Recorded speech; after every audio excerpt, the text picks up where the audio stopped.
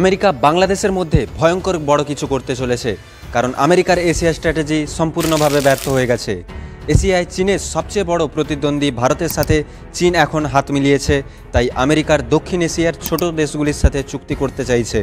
পৃথিবীর ৮০টিরও বেশি দেশে প্রায় ৭৫০টারও বেশি আমেরিকান সামরিক ঘাঁটি রয়েছে, যার মধ্যে অধিকাংশই রয়েছে জার্মানি, জাপান এবং দক্ষিণ কোরিয়াতে। কিন্তু দক্ষিণ এশিয়ায় আমেরিকার কোনো মিলিটারি বেস নেই, কারণ এই অঞ্চলের সবচেয়ে শক্তিশালী দেশ ভারত কোনোদিনই নিজের ভূমিতে অন্য দেশের সেনাঘাঁটি গড়তে দেয়নি।